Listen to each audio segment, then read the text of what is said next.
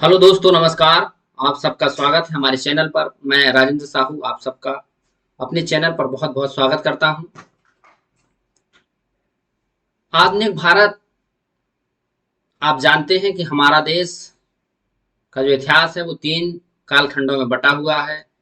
पहले को हम लोग बोलते हैं प्राचीन भारत, जो दूसरा खंड है उसको बोलते हैं मध्यकालीन भारत, और तीसरा जो खंड है उसको बोलते हैं आधुनिक भारत। तो आज इस आधुनिक भारत की इस क्लास में हम लोग पढ़ने वाले हैं 1857 की क्रांति।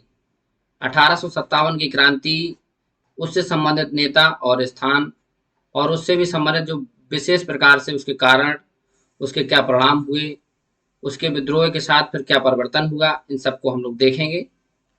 चलिए स्टार्ट करते हैं।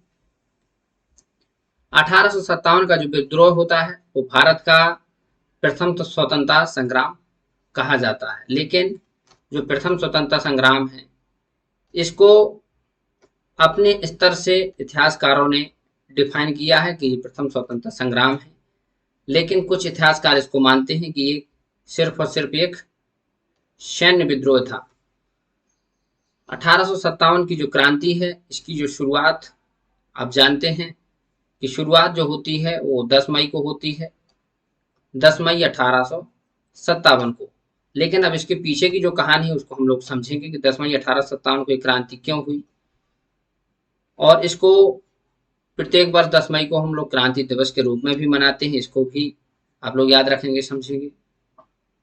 इसमें सबसे बड़ी जो कहानी शुरू होती है वो अमर शहीद मंगल पांडे से कहानी की शुरुआत होती है। और वो अमर शहीद जो मंगल पांडे थे वो बैरकपुर छावनी, बैरकपुर जो कोलकाता में पड़ता है, बैरकपुर छावनी में सैनिक थे और वहां पर कार्य कर रहे थे। लेकिन जब अंग्रेजों द्वारा एक ऐसा सिस्टम ला दिया जाता है जिसमें जो कारतूस रहते थे बंदूक में लगाने वाले, वो चर्बीयुक्त रहा करते थे, जो गाय और सुअर की चर्बी से मिलकर के बने होते थे, तो उसको हिंदू और मुस्लिम दोनों समुदाय के लोग इसका विरोध करते थे। और इस विरोध की एक दिन चिंगारी मेरठ से होते हुए बुलंदशहर पहुंची, और बुलंदशहर के बाद अंग्रेजी शासन के खिलाफ एक रूप धारण कर ली विकराल। अब ये उठी कैसे? ये सबसे पहले तो बैरकपुर में उठी। जैसे कि आप देख रहे हैं यहाँ पर 8 अप्रैल 1857 को मंगल पांडे को फांसी दे दी गई। अब फांसी देने का कारण क्या था? ये था कि 29 मार्च 1857 को बैरकपुर छावनी में बंगाल में गोली से उड़ा दिया गया। अब उड़ा अफसर को इसलिए दिया गया क्योंकि जो अफसर थे वो सैनिकों को विवश कर रहे थे कि वो चर्बी युक्त कारतूस हैं, उनको आप चलाएं। और भारत के जो सैनिक थे हिंदू और मुस्लिम समुदाय के, उन्होंने मना कर दिया।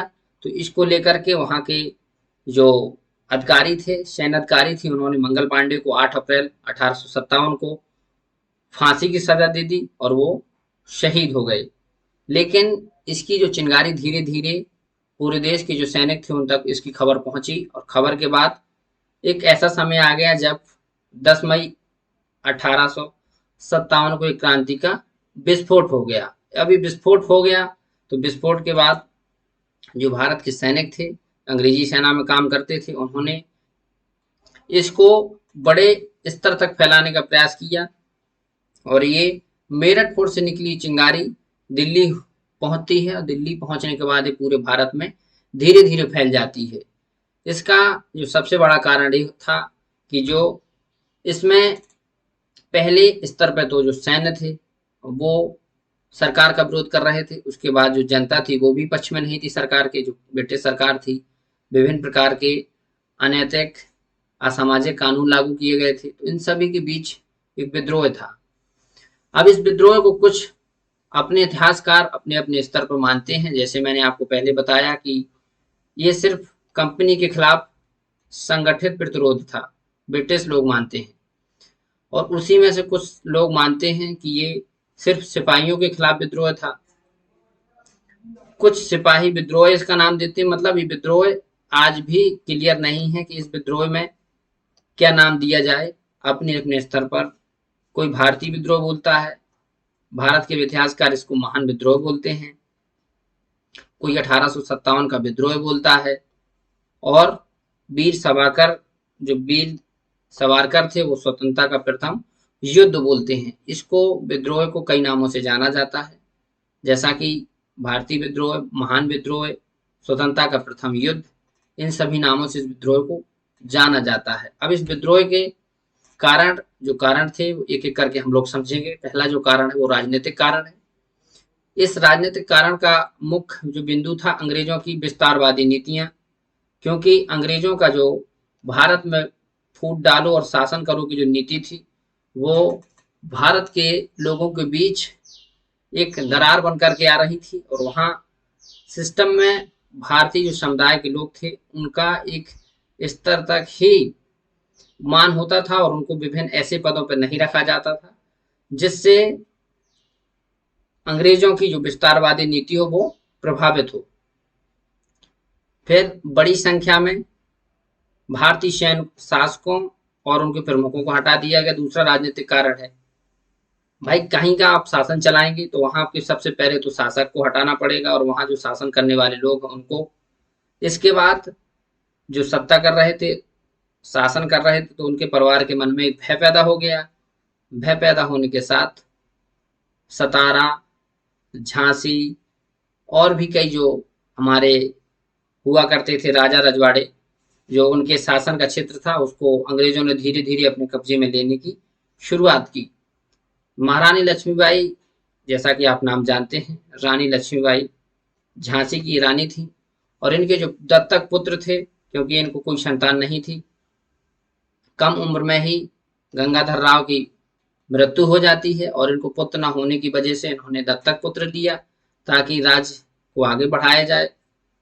लेकिन जो व्यापक सिद्धांत में इस चीज का जिक्र किया गया है कि जो भी व्यक्ति अपने पुत्र के अलावा कोई दूसरा पुत्र, दत्तक पुत्र या कोई गोद लेगा तो उसको वहां का राज नहीं दिया जाएगा, उनका राज छीन लिया जाएगा। इसी जो लॉर्ड डलहौजी की व्यापक सिद्धांत की जो रणनीति थी, इसमें डलहौजी ने अपने व्यापक सिद्धांत डॉक्ट्रिन ऑफ लैक्स में सतारा, नागपुर, झांसी जैसे जो मजबूत रियासतें थीं उनको अपने अधिकार में ले लिया। उसके बाद आगे भी इसका क्रम जारी रहा। जयपुर, संबलपुर और उदयपुर, ये 3 रियासतें, इनको भी आगे आ जाके इसने हड़प लिया। डलहौजी का जो सिद्धांत था वो राज्य को हड़पने का सिद्ध था और उसको बोलते हैं डॉक्ट्रिन ऑफ लैप्स, राज हड़प की नीति।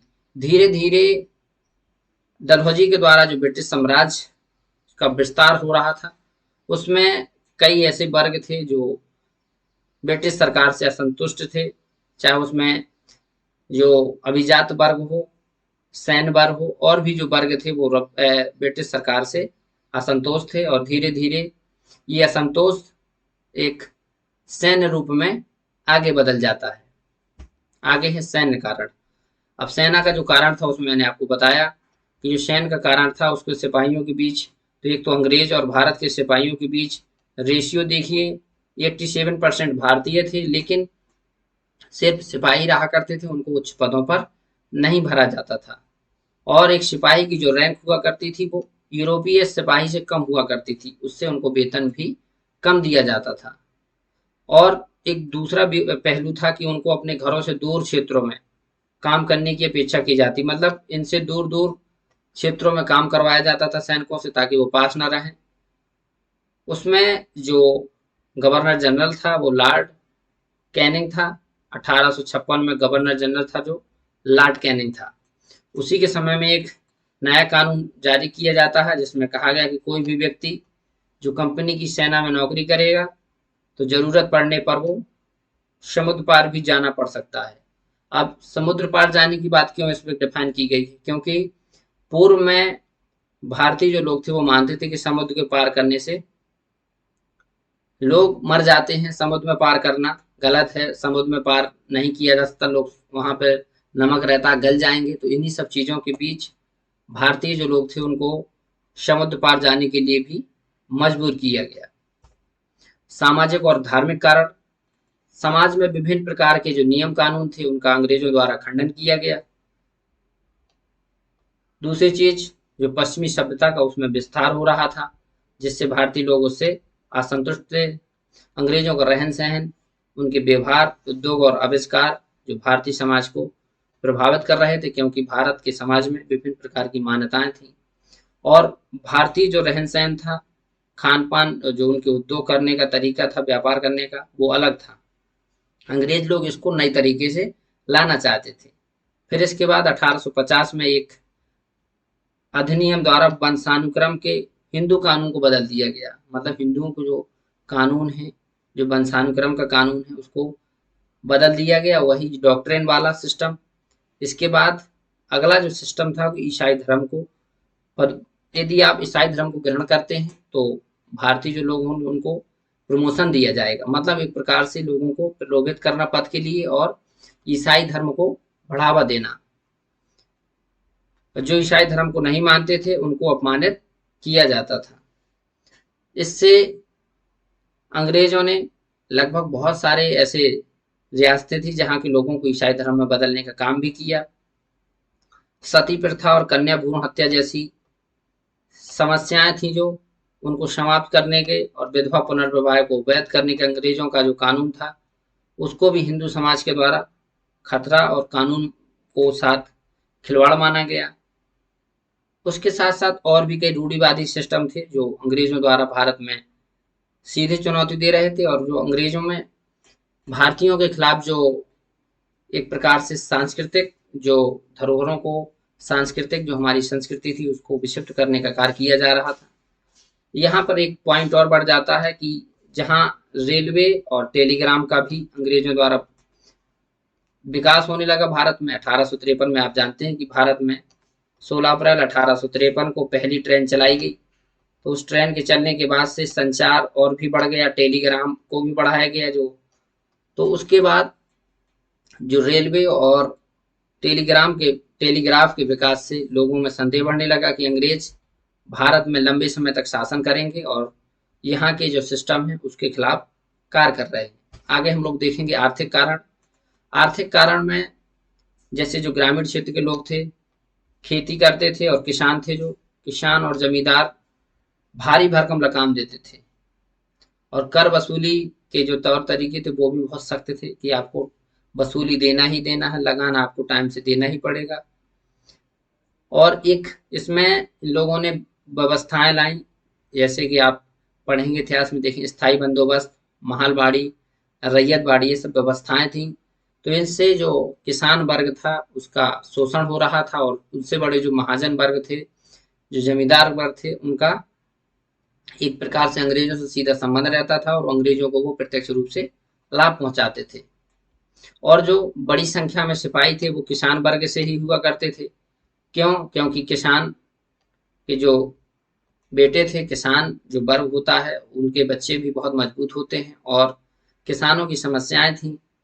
तो इसके लेकर के किसानों में सरकार के खिलाफ एक प्रकार से असंतोष था, विद्रोह की भावना पैदा हो रही थी। उसी के साथ साथ इंग्लैंड में जो औद्योगिक क्रांति आती है तो भारत के जो किसान थे, जैसे नील की खेती करते थे, सूत की खेती, इनकी रेशम की खेती, कपास की, इन सबको प्रभावित हुआ इससे भारत का धंधा।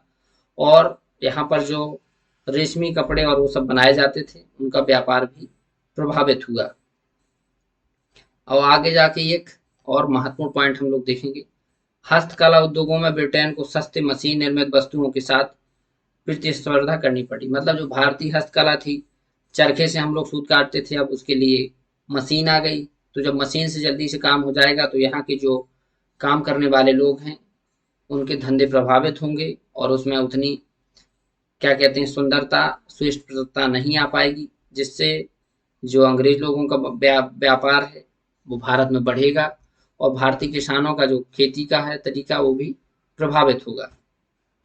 डॉक्ट्रिन ऑफ लैप्स, जिसको व्यापकता का सिद्धांत बोलते हैं, ये लॉर्ड डलहौजी द्वारा दिया गया था और इसका जो एक प्रकार से ये था कि जिनकी संतानें नहीं हैं उनके जो उत्तराधिकारी है गोद लेने का अधिकार नहीं होगा, और जो गोद लेगा शासक की मृत्यु के बाद उसकी सत्ता का त्याग करना पड़ेगा और उस पर अंग्रेज शासन कर लेंगे। और यही जो डलहौजी की राज हड़पने की नीति है आगे जाके क्रांति का बहुत बड़ा कारण भी बनती है। लॉर्ड कैनिंग के बारे में हम लोग थोड़ा सा देखेंगे। लॉर्ड कैनिंग उस समय के वर्तमान गवर्नर जनरल थे 1857 के विद्रोह के समय। और उसके बाद जब विद्रोह खत्म होता है तो उनको विद्रोह के बाद भारत में एक प्रकार से कंपनी का शासन समाप्त हो जाता है और लॉर्ड कैनिंग को भारत का पहला वायसराय भी बनाया जाता है। इसका जो काम था ये 1857 का जो विद्रोह था उसको दबाने के लिए काम कर रहे थे। काफी सफलता भी हासिल की। इन्हीं के समय में भारत परिषद अधिनियम 1861 पारित किया गया। डॉक्ट्रिन ऑफ लैप्स, व्यापगत के सिद्धांत, राज हड़पने की नीति विद्रोह का एक प्रमुख कारण था, मैंने आपको बताया। भारतीय प्राकृतिक संहिता, भारतीय दंड संहिता और उच्च न्यायालय अधिनियम, ये सभी लॉर्ड कैनिंग के समय में आए। इन्होंने जो 1857 की क्रांति के बाद प्रथम वायसराय का पद भी संभाला। आगे हम लोग देखेंगे सिर्फ अब तत्कालिक कारण क्या थे। तत्कालिक कारण वही जो शुरुआत में हम लोग पढ़ रहे थे कि अंग्रेजों द्वारा राइफल के कारतूसों में गाय और सुअर की चर्बी का प्रयोग किया जाता था। अब जब गाय और सुअर की चर्बी का प्रयोग किया जाएगा तो सैन्य लोगों ने गोली चलाने से मना कर दिया। उसके बाद इसमें एक और मुख्य था कि इसमें पैक लगा रहता था, पैकिंग रहती थी, तो राइफलों को लोड करने से पहले कारतूसों को मुंह से खोलना पड़ता था। यदि हाथ से खोलने पड़ता तो चलिए कोई बात नहीं होती, अब मुंह से खोलेंगे आप तो मांस को जो लोग नहीं खाते हैं, जो नहीं पसंद करते हैं, तो वो कैसे छू सकते हैं। और फिर गाय और सुअर था, जो कि गाय हिंदुओं के लिए पूजनीय है और सुअर को मुस्लिम लोग काफी मानते हैं, तो इससे विवाद की स्थिति उत्पन्न हो गई और इनके दोनों धर्मों को आहत करने की भावना भी पैदा हुई। आगे जाके यही तत्कालिक कारण मंगल पांडे ने इनके खिलाफ आवाज उठाई और अधिकारियों पर हमला भी कर दिया। उसके बाद आगे आपको पहले बताया कि 8 अप्रैल 1857 को मंगल पांडे को फांसी भी दे दी गई।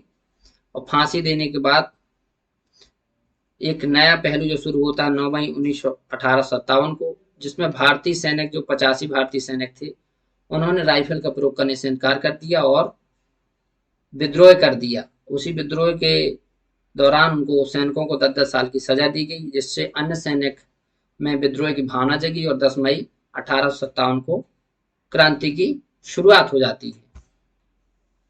अब इस क्रांति की शुरुआत के बाद कुछ केंद्र बनेंगे, क्योंकि क्रांति होती है तो किसी स्थान विशेष पर होगी, उसका उसका आगे जाके विस्तार होगा। तो जो मुख्य क्षेत्र थे, पहले तो शुरुआत होती है मेरठ से, मेरठ से चलकर क्रांति पहुंचती है दिल्ली, दिल्ली के बाद लगभग भारत के विभिन्न शहरों कानपुर, लखनऊ, झांसी, ग्वालियर, बिहार, लगभग भारत के आधे क्षेत्रों को कहें तो यहाँ तक इसकी पहुंच हो गई थी। और धीरे धीरे जो विद्रोह के केंद्र थे वो बढ़ते जा रहे थे। लोगों के बीच धीरे धीरे विद्रोह की जो भावना थी वो एक प्रकार से मौका मिला और अंग्रेजों के खिलाफ लोगों को लड़ने के लिए एक सही समय भी मिल गया। लखनऊ का जो अवध के पूर्व राजा के बेगमों में से एक बेगम हजरत महल ने नेतृत्व किया, क्योंकि उस समय जो अवध के नवाब थे, नवाब सिराजुद्दौला, उनको हटा दिया जाता है और उनकी पत्नी थी, जो पत्नियां थी उनमें से एक पत्नी थी बेगम हजरत महल, जो लखनऊ में इसका विद्रोह का नेतृत्व करती हैं और विद्रोह में अंग्रेजों के खिलाफ लड़ती हैं। कानपुर में जो नेतृत्व करते हैं वो हमारे पेशवा बाजीराव द्वितीय, उनके पुत्र नाना साहब करते हैं। झांसी में आप जानते हैं झांसी का नेतृत्व 22 वर्षीय रानी लक्ष्मीबाई करती हैं और उनका जो अंग्रेजों के खिलाफ संघर्ष था वो दत्तक पुत्र को लेकर था, क्योंकि दत्तक पुत्र को लेकर अंग्रेजों ने डॉक्ट्रिन ऑफ लैप्स की नीति अपनाई और उनके राज को हड़पने की बात को लेकर के ही रानी लक्ष्मीबाई ने उनसे विद्रोह किया। आगे जाके ग्वालियर का जो क्षेत्र था वहां भी रानी लक्ष्मीबाई और तात्या टोपे ने विद्रोहियों का नेतृत्व किया और नाना साहब के सेनापति जो तात्या टोपे थे उन्होंने ग्वालियर तक मार्च किया और वहां पर कब्जा भी किया। लेकिन महारानी लक्ष्मीबाई ब्रिटिश राज से अंतिम तक लड़ती रहीं और अंत में 1858 में वो वीरगति को प्राप्त हुई। 1858 के बाद एक प्रकार से रानी लक्ष्मीबाई जैसी सर्वकालिक वीरांगना भारतीय इतिहास में सदा के लिए हमारे यहाँ से चली गई। उसके बाद बिहार का जो नेतृत्व किया, बिहार के क्षेत्र में कुंवर सिंह, जगदीशपुर बिहार क्षेत्र था, वहां पर एक शाही घराने से थे वो, उन्होंने इसका नेतृत्व किया विद्रोह को अंग्रेजों के खिलाफ लड़ने के लिए। विद्रोह का जो अधिकारी थे उन्होंने, जैसे दिल्ली में जो विद्रोह होता है, दिल्ली का विद्रोह था वो उसका नेतृत्व कर रहे थे बहादुर शाह द्वितीय, जो कि 80 वर्षीय थे, लेकिन फिर भी विद्रोह का नेतृत्व करने के लिए तैयार हुए। उनके जो सेना प्रमुख थे जनरल बख्त खान, उन्होंने इसका नेतृत्व किया और वहां पर इसको दबाने का कार्य जो किया वो जॉन निकोलसन थे, जिन्होंने विद्रोह को दबाने का कार्य किया। लखनऊ बेगम हजरत महल जो थी वो नवाब खानदान से थी। नवाब राजाओं को यहाँ से पदस्थ कर दिया गया, उनके पुत्र ब्रिटिश कादिर को यहाँ से हटा दिया गया। तो इन्हीं के विद्रोह में बेगम हजरत महल ने इसका विद्रोह का नेतृत्व किया और इसको दबाने का काम हेनरी लॉरेंस ने किया। कानपुर नाना साहब, आप जानते हैं कि नाना साहब पेशवा बाजीराव द्वितीय के पुत्र थे, जो कानपुर में रह रहे थे बिठूर नामक स्थान पर। उनको जो विद्रोह कर रहे थे उसको दबाने का कार्य सर कॉलिन कैम्पबेल नाम के एक व्यक्ति ने किया। रानी लक्ष्मीबाई और ग्वालियर का दोनों का जो नेतृत्व था वो रानी लक्ष्मीबाई और तात्या टोपे कर रहे थे। झांसी का और ग्वालियर का दोनों का नेतृत्व लक्ष्मीबाई और तात्या टोपे, और इसको दबाने का काम किया ह्यूरोज ने। बरेली इसको नेतृत्व कर रहे थे बरेली का खान बहादुर खान और सर कॉलिन कैंपबेल इसका विद्रोह दबाने के लिए अधिकारी थे। इलाहाबाद, प्रयागराज और बनारस का जो विद्रोह था उसको जो नेतृत्व कर रहे थे मौलाना लियाकत अली, और यहाँ पर कर्नल ऑन सेल विद्रोह दबाने का कार्य कर रहे थे। बिहार में जो हमारे कार्य कर रहे थे कुंवर सिंह, जगदीशपुर आरा बिहार से, और इसको नेतृत्व दबाने का काम किया विलियम टेलर ने। तो ये प्रमुख विद्रोह के स्थान थे, और भी बहुत सारे हैं, चाहे हमारा संभल हो, राजस्थान के 2-4 क्षेत्रों में हुआ, उत्तर प्रदेश के भी और कई क्षेत्रों में, लेकिन ये प्रमुख स्थान है, प्रमुख नेता थे, ये ब्रिटिश अधिकारी है प्रमुख इन्होंने जो विद्रोह को दबाने का कार्य किया। आगे हम लोग देखेंगे इसके विद्रोह की असफलता के कारण क्या थे, कि जो असफल कैसे हुआ विद्रोह। तो इसका जो मुख्य कारण था कि देश के अधिकांश हिस्सों के जो रियासतें थी उन्होंने इसका समर्थन नहीं किया, और जब समर्थन नहीं मिलेगा लोगों को ज़्यादा से ज़्यादा तो विद्रोह में सफलता भी नहीं मिलेगी। उसके बाद जो विद्रोह में कारण था कि ये एक मजबूत नेतृत्व की कमी थी। नेतृत्व इसलिए कमी थी क्योंकि जिनको प्रमुख बनाया गया वो खुद 80 वर्षीय वृद्ध थे, और उसके साथ साथ विभिन्न क्षेत्रों से आए हुए रियासतों से राजाओं ने सहयोग न बढ़ाने की वजह से जो क्रांति थी, जो विद्रोह था 1857 का, वो कमजोर पड़ गया। उस समय साधन भी सीमित हुआ करते थे राजाओं के पास, और जो अंग्रेजी सेना थी, अंग्रेज लोग थे, उनके पास आधुनिक रूप से साधन थे। रेल जैसी व्यवस्थाएं शुरू हो गई थी, डाकतार जैसी व्यवस्था, संचार से। तो उन्होंने इस विद्रोह को दबाने में अपना पूरा एक प्रकार से पूरा जोर लगाया, लेकिन जो भारतीय थे वो इन सब चीजों से वंचित थे। इसमें एक अंतिम जो पहलू आता है उसमें मध्य वर्ग की भागीदारी। मध्य वर्ग था जो, जैसे शिक्षा प्राप्त मध्य वर्ग था, बंगाल के अमीर व्यापारी और जमींदार लोगों ने विद्रोह का परिणाम था, मतलब ये इन्होंने अंग्रेजों की मदद की, भारतीय पक्ष न लेकर के कुछ ऐसे वर्ग थे जो मध्य वर्ग के लोग थे कि उन्होंने अंग्रेजों के साथ काम किया, ना कि भारत के लोगों का सहयोग किया। इसमें ये एक बड़ी रियासतें, जैसे कि आपने देखी हैं, रियासतें जो हुआ करती थी पहले कई स्तर की होती थी, जिनमें बड़ी बड़ी रियासतें थी, जैसे हैदराबाद, मैसूर, त्रिवेणकोर, कश्मीर और राजपूताना। इन्होंने विद्रोह में भाग नहीं लिया, और न लेने के साथ साथ यहाँ पर विद्रोह में सहयोग भी नहीं किया।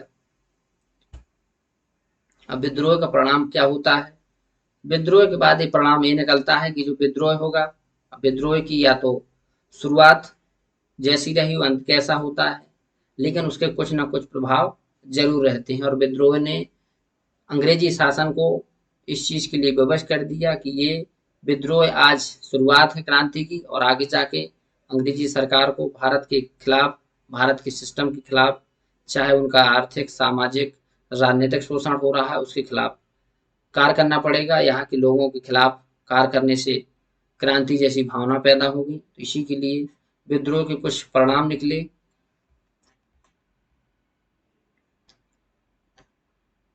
ये जो क्रांति शुरुआत हुई है, यही ईस्ट इंडिया कंपनी के आगे जाकर अंत का शासन के अंत बना। मतलब यहाँ से धीरे धीरे लोगों ने क्रांति करना शुरू कर दिया।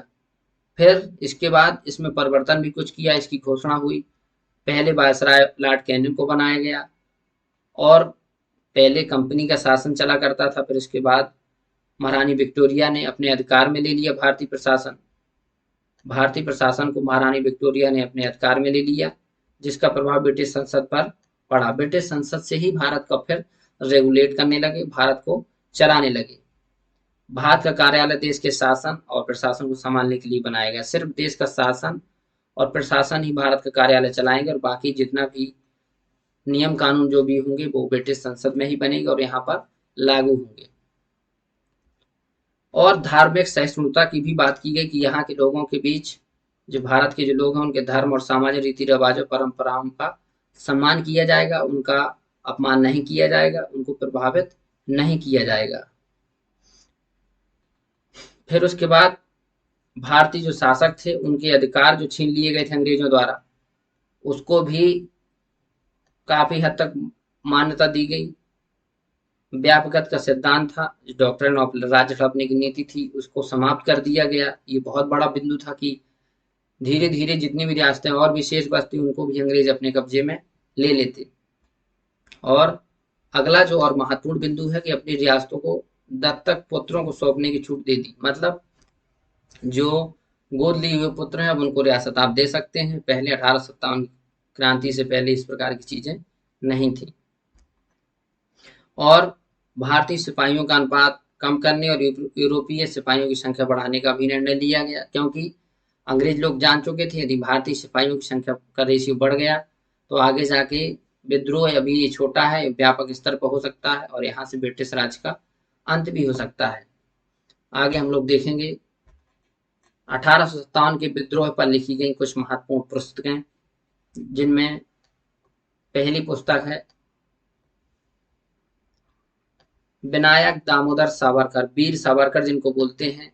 इन्होंने लिखी the Indian war of independence. 1857 को इन्होंने इंडियन वार ऑफ इंडिपेंडेंस मतलब स्वतंत्रता के लिए संघर्ष कहा, इसको प्रथम स्वतंत्रता संग्राम कहा इन्होंने, वीर सावरकर ने। पीसी जोशी थे जो हमारे इतिहासकार थे, इन्होंने रिबेलियन कहा। रिबेलियन 1857 एक सिंपोजियम, मतलब रिबेलियन मतलब एक प्रकार से भी क्रांति का रूप है। कुछ अंग्रेज लोगों ने द इंडियन म्यूटिनी ऑफ 1857, ये 1857 पे लिखी गई कुछ महत्वपूर्ण पुस्तकें हैं। क्रिस्टोफर हॉवर्ड द्वारा द ग्रेट म्यूटिनी मतलब सिपाही विद्रोह, बड़ा विद्रोह। इसके बाद इकबाल हुसैन द्वारा religion and ideology of the rebel of 1857, मतलब जो रिलीजन थे, धर्म और आदर्शों के खिलाफ जो विद्रोह होता है, 1857 क्रांति को उन्होंने माना। और भी कई इतिहासकारों ने अपने स्तर पर इसको पुस्तकों को लिखा और विद्रोह के कई कारण बताए। जो 1857 का विद्रोह था वो अपने आप में एक बहुत महत्वपूर्ण विद्रोह था, जिससे क्रांति की चिंगारी पैदा होती है, और आगे जाके यही चिंगारी बढ़ते बढ़ते एक समय 1857 से चलकर 1947 90 साल के दौरान देश में अंग्रेजों के धीरे धीरे बढ़ रहे पैरों को एक सीमा तक बांधने का कार्य करती है, और आगे जाके हमारा देश 1947 में आजाद भी होता है। ये था 1857 के बारे में कुछ महत्वपूर्ण जानकारी और उसके कारण। 1857 की क्रांति पर जो भारत सरकार द्वारा एक डाक टिकट जारी किया गया था, उसमें सबसे पहले जो नाम था रानी लक्ष्मीबाई का, उसमें बेगम हजरत महल, तात्या टोपे, बहादुर शाह जफर, मंगल पांडे और नाना साहब, ये प्रमुख स्वतंत्रता संग्राम सेनानी थे 1857 की क्रांति के, और इनका नाम से डाक टिकट भी भारत सरकार द्वारा जारी किया गया। 1857 की क्रांति की क्लास में आज बस इतना ही। आई होप कि जो जानकारी है आपको पसंद आई होगी। आप हमारे चैनल पर नए हैं तो चैनल को सब्सक्राइब करिए और कमेंट करके ज़रूर बताइए कि आपको वीडियो कैसा लगा। फिर मिलता हूँ अगली क्लास में ऐसे ही महत्वपूर्ण जानकारी के साथ। तब तक के लिए नमस्कार।